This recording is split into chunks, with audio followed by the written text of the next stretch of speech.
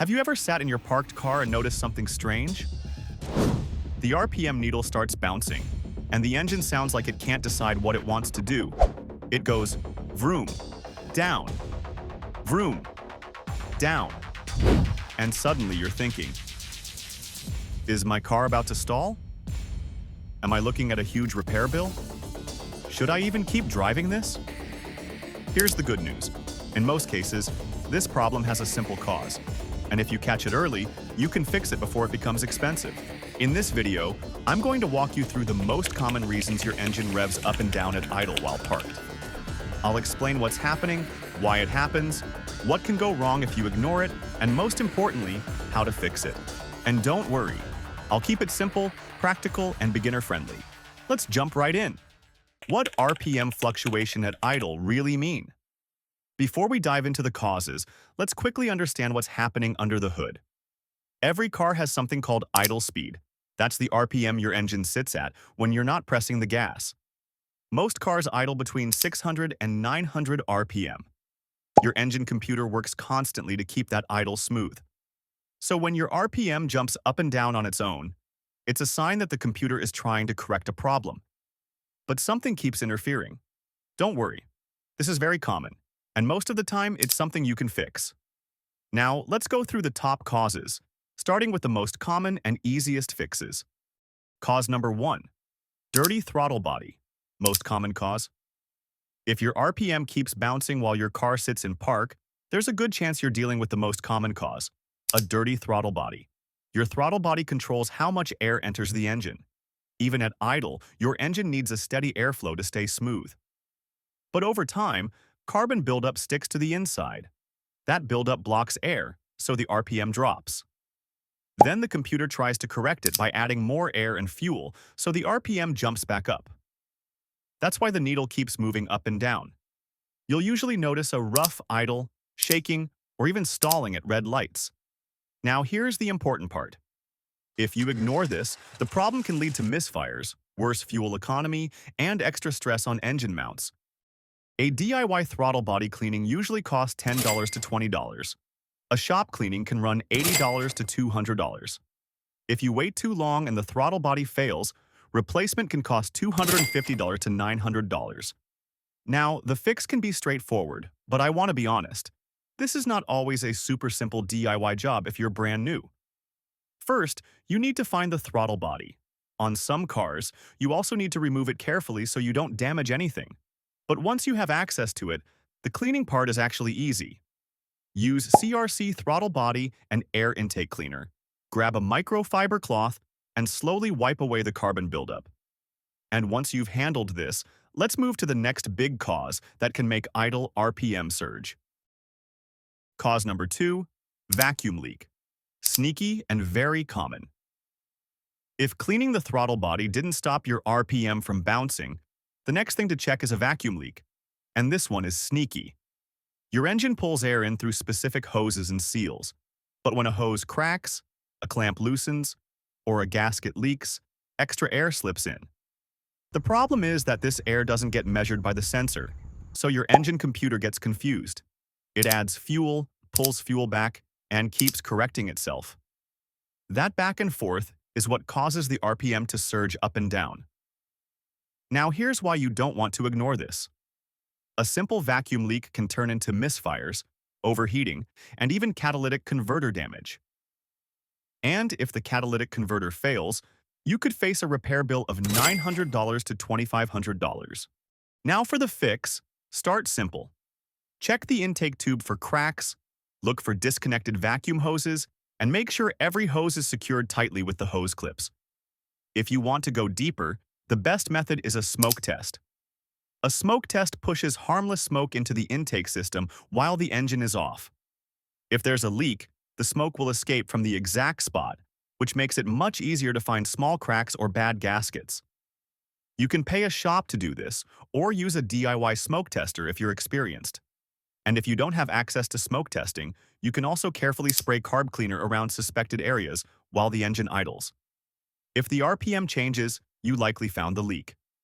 Now let's move into a part that causes idle issues even when everything else looks fine. Cause number 3, Bad or dirty idle air control valve, IAC. If your car is a little older, your RPM surge may come from the idle air control valve, or IAC valve. This part controls airflow when your foot is off the gas, so when it gets dirty or sticks, idle can jump, hang high, or even stall. Let's talk cost first. Cleaning an IAC valve usually costs $10 to $20 in supplies. A new IAC valve costs around $50 to $250, and a shop replacement usually runs $150 to $400. Now the fix? Start by removing the valve and cleaning it carefully with Throttle body cleaner. If the idle still surges after cleaning, the valve likely worn out, so replacement makes more sense. And if your car is newer and doesn't use an IAC valve. So let's talk about a modern problem next. Cause number 4. Mass airflow sensor, MAF issues. Next up is the MAF sensor, also called the mass airflow sensor. This sensor tells your car's computer exactly how much air enters the engine. When it gets dirty, it sends the wrong numbers and the computer starts guessing. That guessing causes the fuel mixture to swing back and forth, which makes your RPM surge at idle. Now the fix is pretty easy, but you have to do it the right way. First, turn the car off and unplug the MAF sensor connector. Then remove the sensor carefully because it's fragile. Hold it by the plastic housing, not the sensing area. Spray it generously using CRC mass airflow sensor cleaner, making sure you hit the tiny sensing elements inside. Do not use brake cleaner, and never touch the sensor wires with your fingers or a cloth. After spraying, let it air dry completely for at least 10 minutes. Then, reinstall it and start the engine. If cleaning doesn't help, replacement is the next step. Now, if your MAF looks good, let's move into a sensor that many people forget about. Cause number 5, throttle position sensor, TPS problems. Now let's talk about the throttle position sensor, or TPS. This sensor tells the computer how far open the throttle is. When it fails, it can lie to the computer and make it think you're pressing the gas even when your foot is off the pedal. That false signal can make the RPM jump up and down, especially at idle. Let's cover cost first. A TPS usually costs $30 to $150 for the part. If a shop replaces it, expect around $150 to $350. Now the fix. On many cars, you can replace the TPS with basic tools. Just unplug the connector, remove the screws, install the new sensor, and reconnect it. Some vehicles also need a quick relearn or calibration, which a scan tool can handle. And once you've ruled out TPS problems, it's time to move from air issues to fuel, because the next cause often comes from dirty injectors or weak fuel pressure. Cause number 6. Fuel system problems. Injectors, fuel pressure, pump. If air and sensors check out, the next place to look is the fuel system. Your engine needs a steady fuel supply to idle smoothly. When fuel delivery drops or becomes uneven, RPM will surge, stumble, or misfire. Let's start with cost so you know what you're dealing with. A quality fuel system cleaner costs $10 to $25. A professional injector cleaning usually runs $100 to $250. If the fuel pump is weak or failing, replacement can cost $400 to $1,200. Now the fix. For beginners, always start simple. Add a trusted fuel cleaner like Chevron Techron, Seafoam, or Lucas injector cleaner to a full tank. These help remove deposits from injectors and often smooth idle within a few drives. If the problem continues, the next step is testing fuel pressure to check the pump and regulator. Low pressure points to a weak pump or clogged filter. At that stage, part replacement becomes the real fix. And once fuel delivery is ruled out, the next issue to check is ignition, because spark problems often show up at idle first. If this video is helping you fix your car or just learning something new, show some love by liking and subscribing to Motor Minds. Your support makes more tutorials like this possible. Now, let's get back to the rest of the causes your engine revs up at idle. Cause number 7. Spark plugs or ignition coils. Misfires at idle. Now let's talk about spark plugs and ignition coils, because misfires often show up at idle first. At idle, Your engine needs perfect timing and steady combustion. So even one weak spark can make the RPM bounce and the whole engine feel shaky. Before we fix it, here's the cost. Spark plugs usually cost $40 to $200 depending on your car. Ignition coils cost about $50 to $150 each. If you pay a shop, the full job can run $200 to $800. Now the fix. Start by checking when your spark plugs were last replaced. If they're overdue, replace them first. Worn plugs force the coils to work harder, and that can cause coil failure later. If you still feel misfires after new plugs, then test or replace the coil on the misfiring cylinder. And here's why you don't want to wait. Misfires can damage oxygen sensors and even destroy the catalytic converter, turning a small repair into a $500 to $2,000 bill. Next, let's move into another cause that throws off the air-fuel balance. Cause number 8. Bad oxygen sensor or air-fuel ratio sensor. Next, let's talk about the oxygen sensor, also called the air-fuel ratio sensor. This sensor tells your car's computer if the engine runs rich or lean. When it starts giving bad readings, the computer keeps adding and removing fuel, and that constant correcting can make your RPM surge at idle. Let's cover the cost first. A new sensor usually costs $60 to $250. If a shop installs it, expect $200 to $500. And if you ignore it too long, you risk catalytic converter damage, which can cost $900 to $2,500. Now for the fix, don't guess. Scan the car for codes first, and only replace the oxygen sensor if the codes and symptoms match. Most cars have more than one O2 sensor, usually one before the catalytic converter and one after it, so make sure you identify the correct one. You can usually find them fitted into the exhaust pipe under the car. To remove one, spray penetrating oil on the threads and use an O2 sensor socket or wrench. Some people try cleaning, but cleaning rarely fixes a bad sensor long-term. Replacement is usually the real solution. And once sensors are handled, let's move into a cause that surprises many beginners. Cause number 9. AC compressor kicking on and off. Here's one that surprises a lot of people. Sometimes RPM changes at idle come from the AC compressor cycling on and off. When the compressor kicks on, it puts extra load on the engine. The RPM dips slightly, and the computer bumps idle back up to keep the engine running smoothly. Now let's talk cost first, just in case it's not normal. A basic AC recharge usually costs $150 to $350. If the compressor is failing, replacement can cost $700 to $1,800. Now the fix starts with a simple test.